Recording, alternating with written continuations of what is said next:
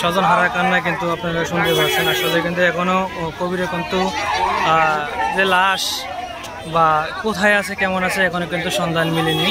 তাদের কবিরের কিন্তু স্বজন যারা আছেন তারা কিন্তু অত্যন্ত কান্নায় ভেঙে পড়ছে, কিন্তু সবাই আবেগ আপ্লুত। কিন্তু এখনো কিন্তু পুলিশ বাহিনী তাদের তদন্ত চলছে, আমরা যতটুকু জানতে পেরেছি। এখনো কিন্তু এখানে কবিরের কোনো লাশের বা কোনো চিহ্ন এখনো মিলেনি। কিন্তু পানিতে অসংখ্য লোক এলাকায় বেশি কাজ করার পরে কিন্তু এখনো তাদেরকে কোনো সনাক্ত করতে পারেনি। স্বজনেরা কিন্তু কান্নাকাটি ভিড় বাড়ছে, কিন্তু আস্তে আস্তে মানুষ কিন্তু ঘনিয়ে পড়ছে, কিন্তু এখনো তাদের কোনো কবিরের যে লাশ বা কোথায় আছে কেমন আছে এখনো কিন্তু জানতে পারা হয়নি।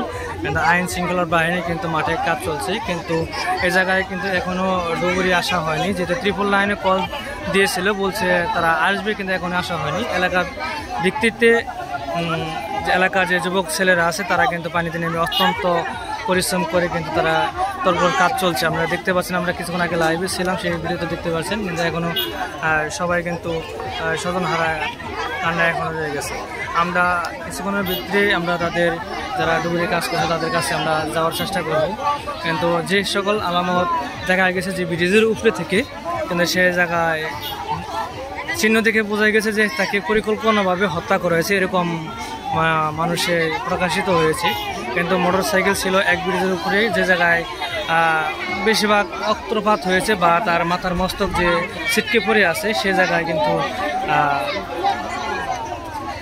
দেখা গেছে। কিন্তু মোটর সাইকেল ছিল এক ব্রিজের উপরে, আর এক ব্রিজের উপরে তাকে যে মারা হয়েছে, মারার আলামতের চিহ্ন পাওয়া গেছে। মোটর সাইকেল যে ব্রিজের উপরে ছিল সেই ব্রিজের উপরে কিন্তু কোনো রক্তপাতের কোনো ঘটনা ঘটেনি। এতে অনেকে এলাকাবাসী বলছেন তাকে পরিকল্পনাভাবে তাকে হত্যা করা হয়েছে।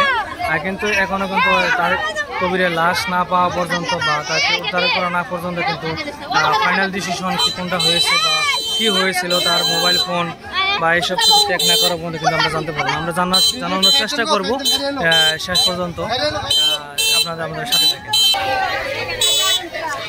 স্বজন হারা কিন্তু এখন আত্মসহায়তা তারা কাজ চলেছে, কিন্তু আসলে তার মোটর সাইকেলটি ভ্যানের উপরে রাখা আছে, কিন্তু তার কিন্তু এখনও কবিরে কোনো কিছু পাওয়া যায়নি সন্ধান। তাদের স্বজনের যারা এসে কিন্তু কান্নাকাটির ভিড় জমছে।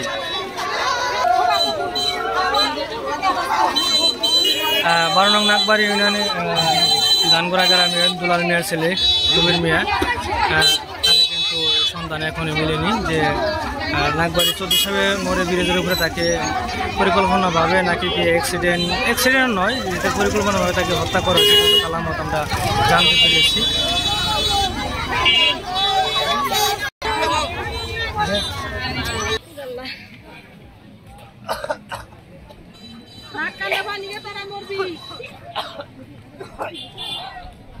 কোনো বানাইছে কোনো বিচাবি কোনো কালকে বানাইছে